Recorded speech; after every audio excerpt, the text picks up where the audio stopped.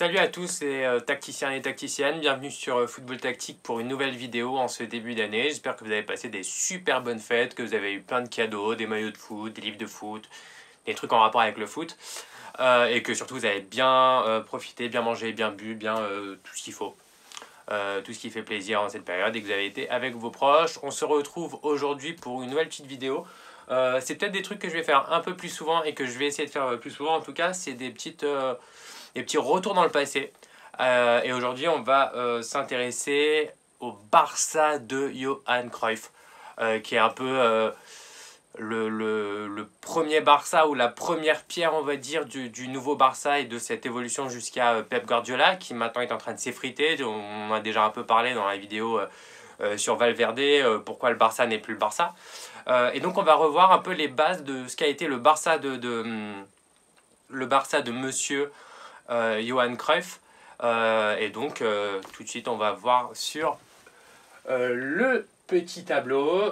Donc, c'est une équipe qui se présentait, comme vous le voyez, en 3-4-3 avec des ailiers très ouverts.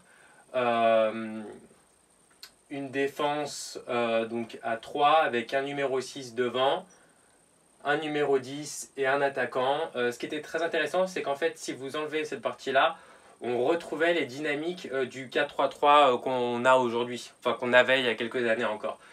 C'est-à-dire le côté 3 milieux de terrain avec un 6 technique qui relance très intelligent dans le jeu qui était à l'époque Pep Guardiola, deux numéros 8 qui jouaient à l'intérieur, des ailiers bien ouverts qui permettaient d'élargir la défense adverse et un numéro 10 qui était utilisé comme faux neuf. Donc on rajoutait en plus un attaquant, c'est-à-dire qu'on avait les deux options, un attaquant très bon techniquement, donc c'était Romario, très bon techniquement de rupture, qui allait beaucoup en profondeur, mais qui jouait aussi très bien. Enfin, de toute façon, Romario, il savait tout faire, donc à partir de là, c'était pas compliqué, mais qui avait cette profondeur-là.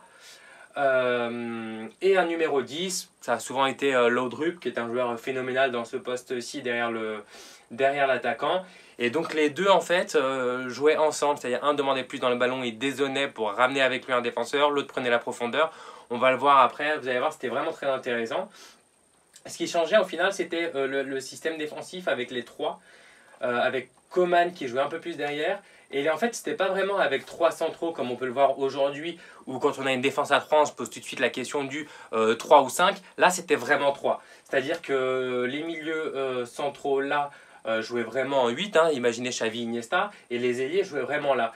En fait, la nuance, elle était ici, c'est-à-dire que vous aviez presque des défenseurs latéraux qui jouaient à côté, sur les côtés de Koeman, et vous aviez Pep Guardiola qui jouait dans cette zone-ci, devant la défense. Et en fait, ce qui était très fort, c'était l'entente entre Koeman et Guardiola, où les deux, finalement, de temps en temps, venaient s'aligner. Je vous mettrai un article, de toute façon, avec quelques images d'un match contre le Real Madrid, et on voit par exemple Koeman sortir sur un long ballon, sortir, et c'est Guardiola qui vient et qui compense sa montée. C'est quelque chose qu'on a déjà vu. Quand un défenseur sort, l'autre revient, resserre pour fermer l'espace. Vous voyez comme ça. Et donc là, c'était Koeman qui sortait, qui était forcément athlétiquement, physiquement, en termes de taille, etc. Et de toute façon, de jeu de tête, bien meilleur que Guardiola. Donc là, il y avait ce travail-là. Et même sur certaines actions, quand un ballon était sur le côté, on voyait ce défenseur 6 sortir ou couvrir.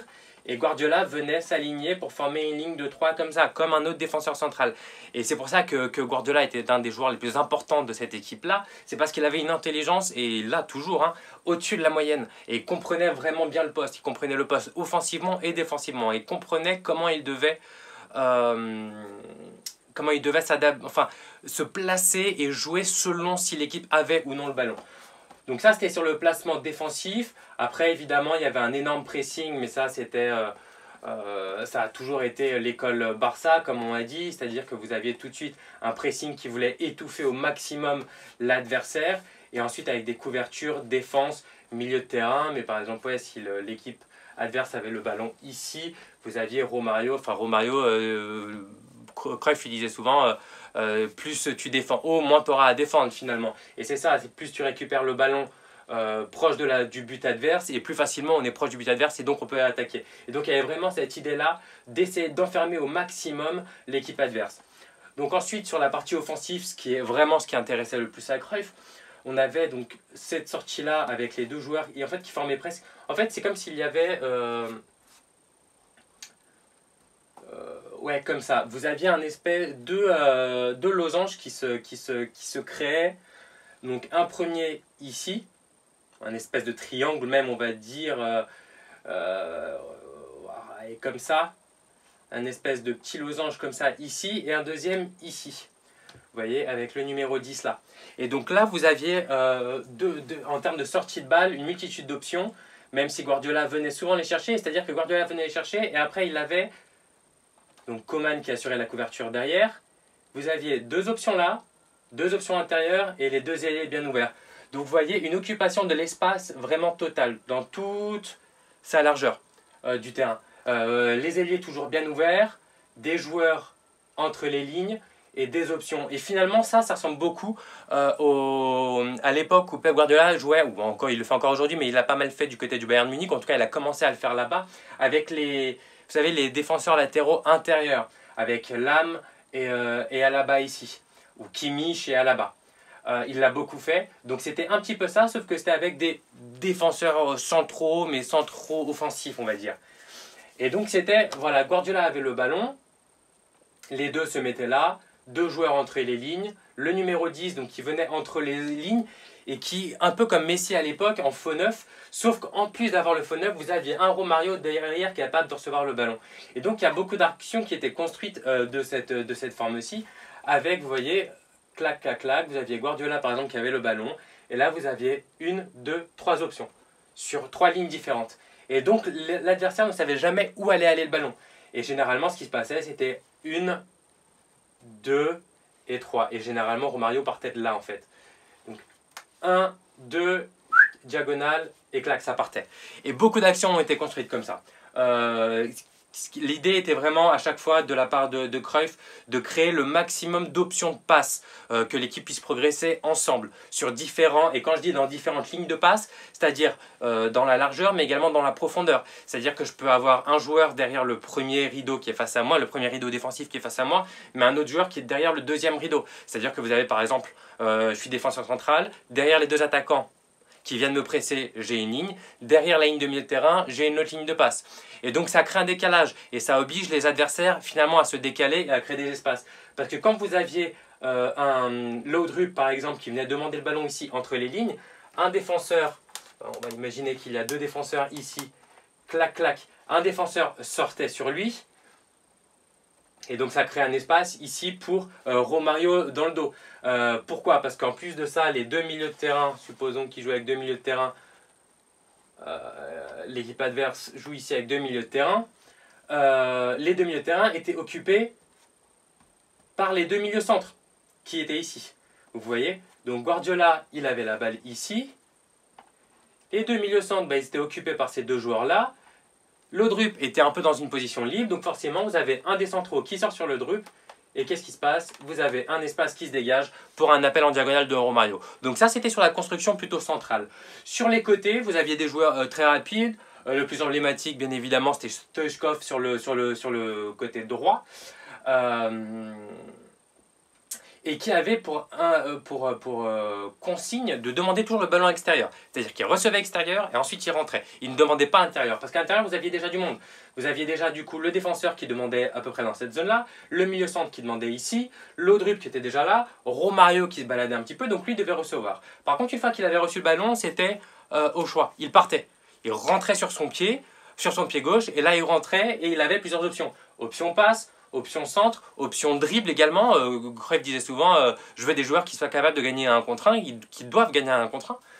Donc il avait ces options-là. Et donc en fait ça permettait d'élargir, et on ne savait jamais comment ils allaient attaquer, parce que vous aviez deux options bien ouvertes, vous aviez beaucoup de monde dans l'axe, un attaquant qui se balade, une qualité technique au-dessus de la moyenne de la part de pratiquement tous les joueurs. Donc vous aviez vraiment une équipe qui était capable d'attaquer de différentes formes, de différentes façons, et très offensive. Vraiment, c'était absolument magnifique à voir. Il y a plein de matchs qui sont disponibles sur YouTube, etc. Je vous conseille vraiment de le regarder, parce que vous retrouvez beaucoup de choses de Pep Guardiola. Et on comprend pourquoi on dit que Guardiola est le fils spirituel de Johan Cruyff, parce que c'est vrai, on retrouve beaucoup de choses.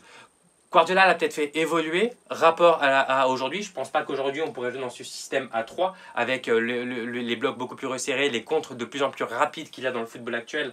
Une équipe qui jouerait dans ce système-là à 3 se ferait tuer. Mais vous voyez qu'il a essayé de ramener de façon un peu détournée ce truc-là avec les latéraux à l'intérieur. Voilà, pour avoir ce système-là également, il garde cette dynamique-là. Avec toujours les ailiers bien ouverts, avec beaucoup de monde entre les lignes. Bref, il y a beaucoup de choses qui ont été qu'on retrouve dans le football de Guardiola qu'on voyait déjà à l'époque de Cruyff. Et surtout, une chose qu'on voit dans les équipes qu'on voyait dans les équipes de Cruyff et qu'on voit encore dans les équipes Guardiola, c'est l'importance du numéro 6, du joueur de la défense. Ce qui est drôle, c'est qu'avant c'était Pep Guardiola qui avait ce rôle-là. Aujourd'hui, ça a été Busquets du côté du Barça. Ça a été du côté du Bayern de Munich, ça a pu être Lam ou Xabi Alonso qui ont joué dans ce poste-là. Même Thiago Alcantara. Du côté de City, ça a été Fernandinho. Maintenant, c'est en train d'évoluer et d'être Rodri qui est en train d'apprendre ce travail-là, ce poste-là. Mais c'est vraiment un poste qui est super important parce qu'il est la première lance de lancement, rampe de lancement, pardon, lance n'importe quoi, rampe de lancement pour les attaques, pour essayer de trouver tous les joueurs qui sont entre les lignes. Et c'est l'importance, et c'était déjà l'important dans l'époque de Cruyff, et ça l'est encore aujourd'hui à l'époque de Guardiola. Et qui mieux que Guardiola pour continuer l'œuvre finalement de Johan Cruyff que celui qui était l'homme de base de son système. Donc voilà, je pense que j'ai fait à peu près le tour de comment s'organisait le système offensif. Et c'était vraiment ce qui était intéressant, le jeu entre les lignes, les ailiers bien ouverts, le système défensif de Cruyff, c'était pas forcément son comment dire, c'était pas ça qui la donnait le plus d'importance. Mais en tout cas, c'était dans ce système-là, dans la partie d'avoir le ballon et de jouer avec le ballon entre les lignes, essayer de construire ensemble en équipe. La volonté toujours de rechercher l'homme libre en créant les triangles. Dans la vidéo que j'ai fait sur le Barça actuel, je vous parlais du manque de triangles qu'il y a aujourd'hui. Et à l'époque, il y en avait absolument partout. Comme je vous disais, vous aviez un triangle là pour les sorties de balles. Vous aviez un triangle avec l'ailier, le défenseur là. Le défenseur et le milieu de terrain. Vous aviez des triangles avec ici, l'ailier, tac, tac. Vous aviez des enchaînements de triangles de joueurs sur différents niveaux qui étaient absolument phénoménal. Et donc cette équipe était difficilement arrêtable. Donc voilà, c'était la petite analyse un peu du Barça de Monsieur Johan Cruyff et de la philosophie de Monsieur Johan Cruyff. Donc on ne peut pas évidemment résumer tout le football de Cruyff en une seule vidéo. Ça demanderait des livres et des livres et des heures de vidéos. Mais en tout cas, j'espère que ça a pu vous apprendre quelques petites choses sur le football de cette légende du foot, enfin du foot tactique, du foot joué, du foot entraîné, voilà, de cette grande légende. Donc je vous referai ça avec d'autres entraîneurs mythiques, d'autres équipes mythiques tout au long de l'année. Donc n'hésitez pas à me dire en commentaire si vous voulez que je rajoute des trucs, que je dise que je change quelque chose. Et puis comme d'habitude, n'hésitez pas à partager, à liker, à commenter, à poser des questions. C'est avec plaisir que je vous réponds. Et on se retrouve très très vite pour des nouvelles vidéos. À bientôt les gars.